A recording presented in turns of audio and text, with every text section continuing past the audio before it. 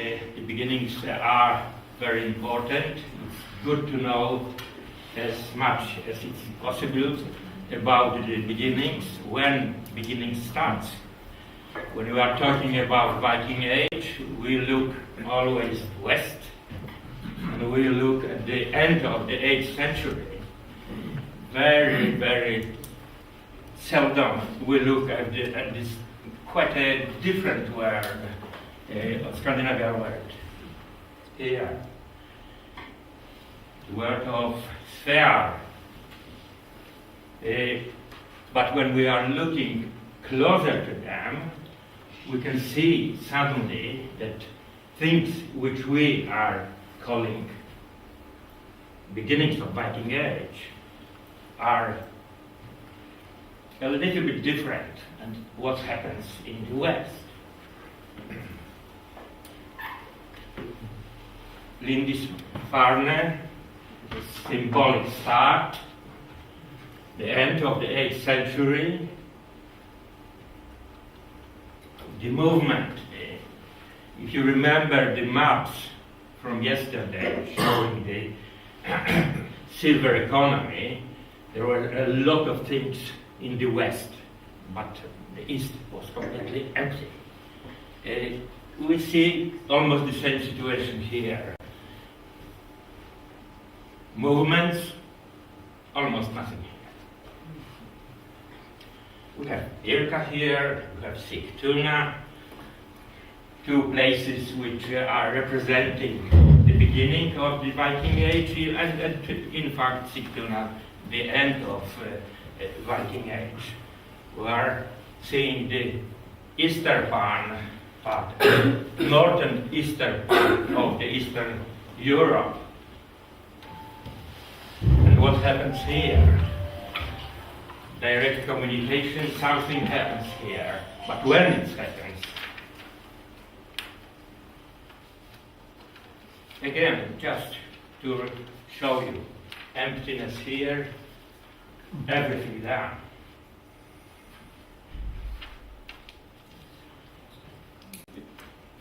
And that's how it is, in fact. 7th century is the starting point, because everything starts with Emporia, with the trade of Frisians. And when we are comparing Denmark and Norway, this is completely different world from Sweden.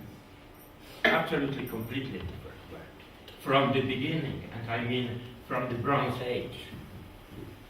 Gunnar was telling us about 700 distances between completely different times. When we are looking at Sweden in the Bronze Age, we are seeing the beginning of the special development which starts there, which is completely different from Denmark and Norway. And when we are talking about 8th century Denmark and Norway, we are talking about political domination of Danes all the way. And when we are in the middle of the 8th century in Sweden, well, we are looking at the Birka. The Birka is not Swedish in the beginning, it is Danish. All this expansion of Danish Emporia on the Slavonic coast, we have to look at the situation in 6th century.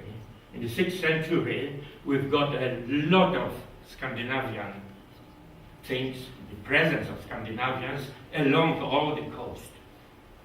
From the Mecklenburg-Vorpommern, Polish-Pommern, there is a lot of Scandinavian things.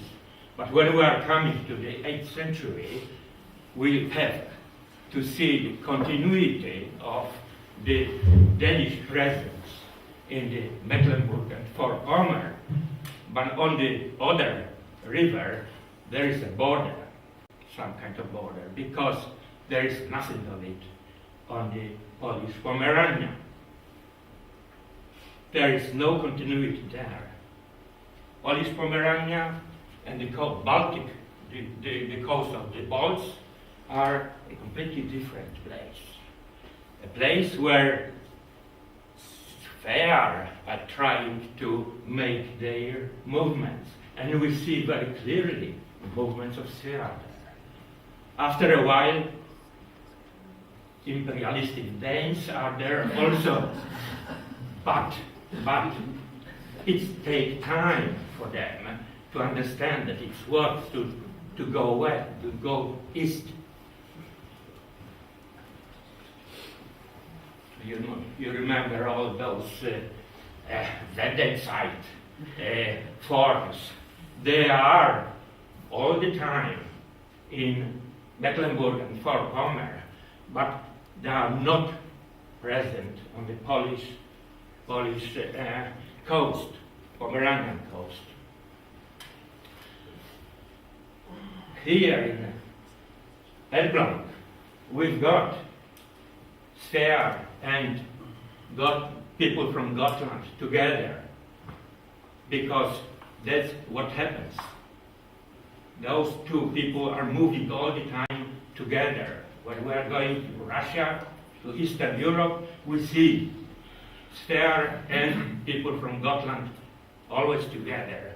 That's what's coming from a destroyed big cemetery in the town of Elblągu from the 8th century.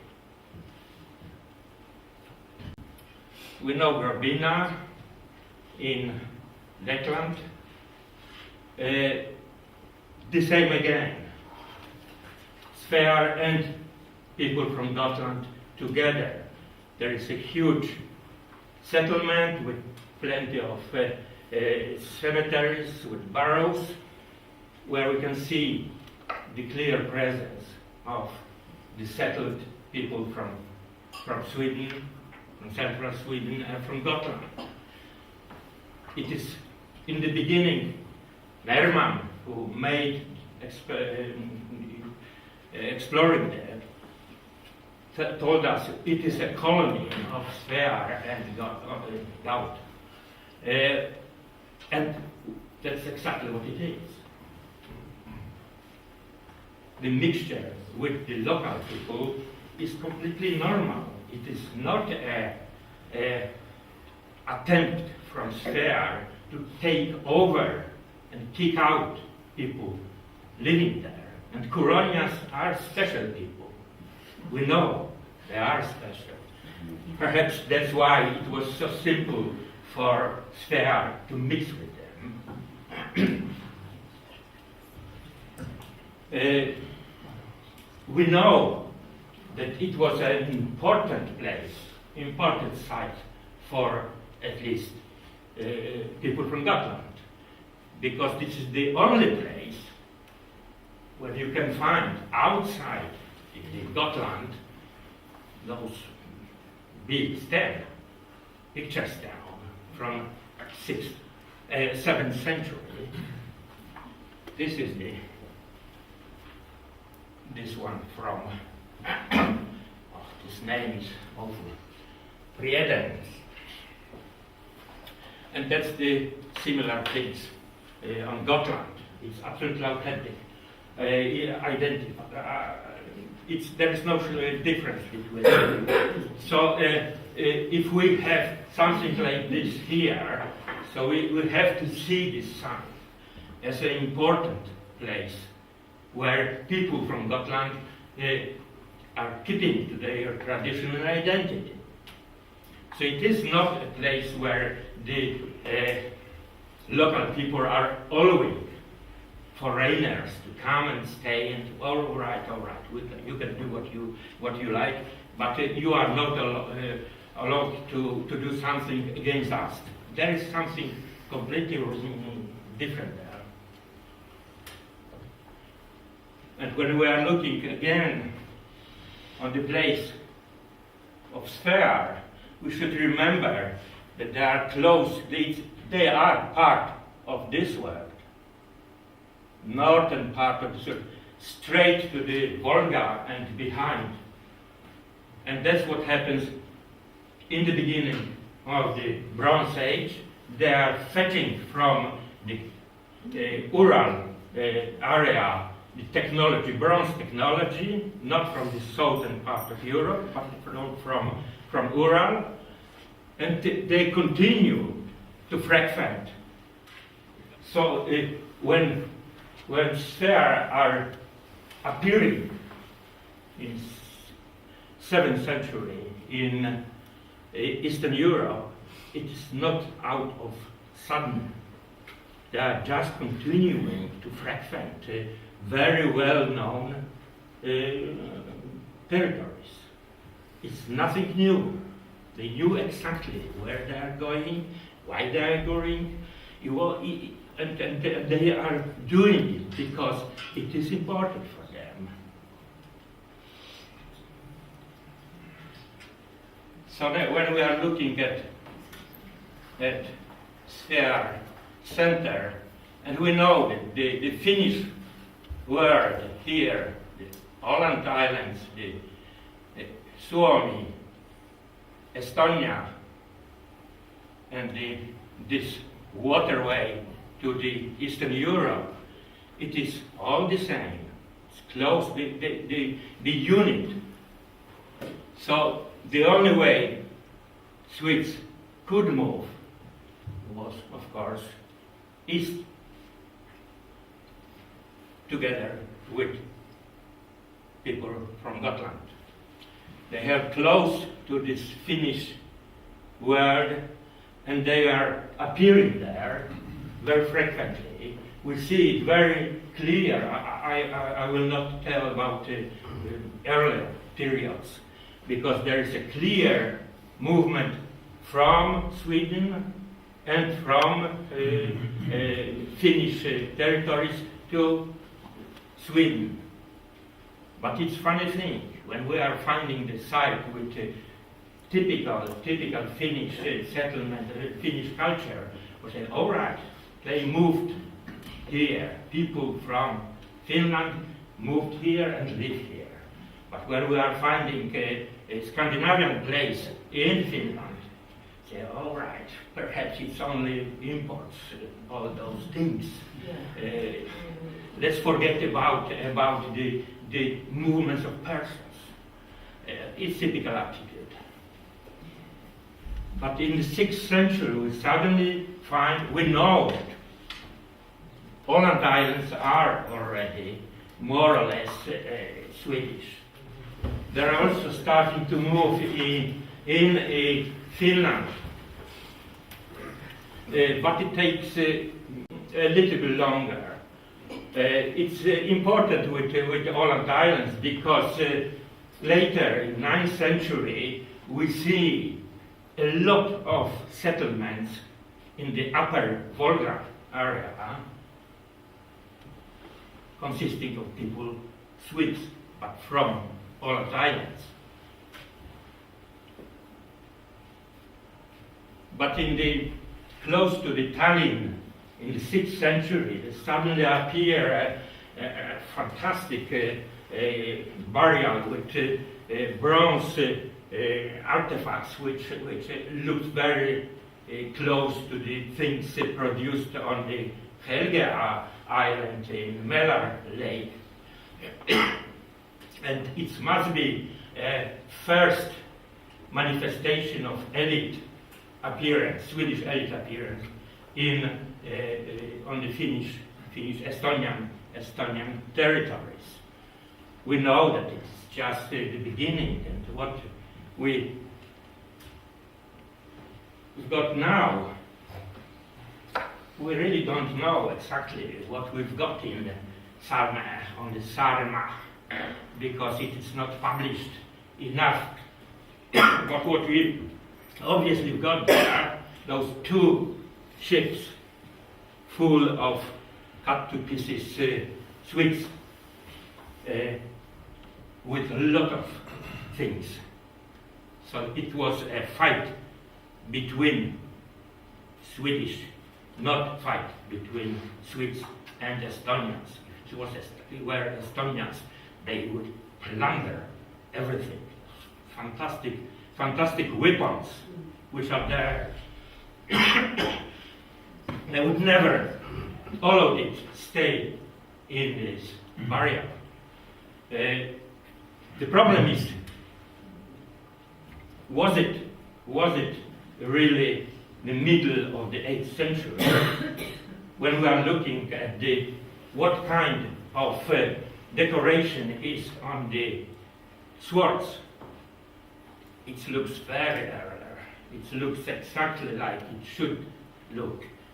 Vandal side, but it's the end of the 7th century, because the Vandal side, Vandal team, the period of Vandal is not coming in the 8th century. This is the end of the 7th century. We are looking at the at the finish of the completely different period, which is 7th century. We know very well that in the middle of the 7th century something happens, politically happens amongst Swear. That's why big group of Swear are moving out from Sweden and go to Grovina, staying there. We don't really understand what happens here, but it's a part of those problems which apparently are very severe in Sweden during the 7th century. It will be really interesting to know exactly what we've got in some boats when everything will be published. You know it, how it is.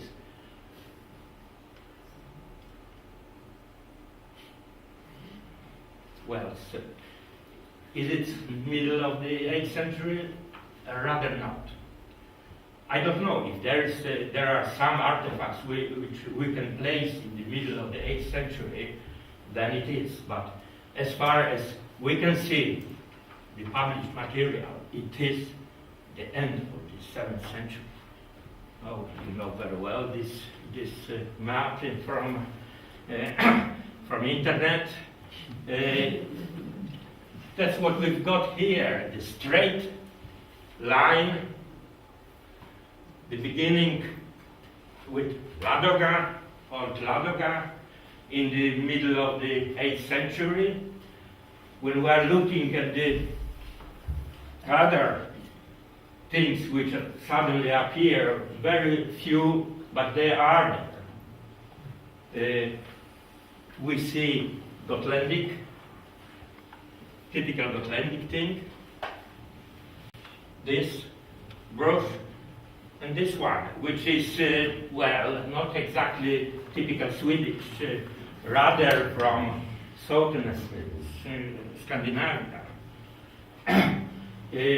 But we used to see the creation of Stara Ladoga in the middle of the 8th century as a Swedish adventure. They start to appear there. That's the problem. It's very possible that the Danes are also there very early, much earlier than we think.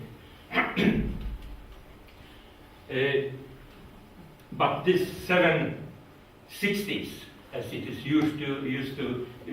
used to see the beginnings of Stara Ladoga. It's a time when they are already there since at least several decades. That's how it is. But there are some one artifact which are showing the cultural sphere people which settled in Stara Ladoga are coming from. We know very well this man with the horns and the and with the heads of eagle. And we can see from England, from Torslunda, Patrices, from Gotland, and from Sweden. And this is a very important artifact. For the beginning, it's showing the beginning. It's showing what kind of people are settled in Stara Lada. There are not only traders, not only specialists in metallurgy, as Scandinavian are, there are warriors. And we know that people are moving in Eastern Europe and are doing everything, like all Vikings. Vikings are not only pirates and people who are destroying everything. We know very well that they were pirates and very nasty people. But at the same time, they were doing everything. They were excellent traders.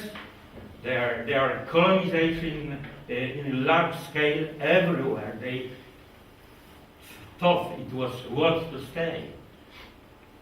And that's why Swedes and people from Gotland went straight to the well-known for them area and territories in Eastern Europe.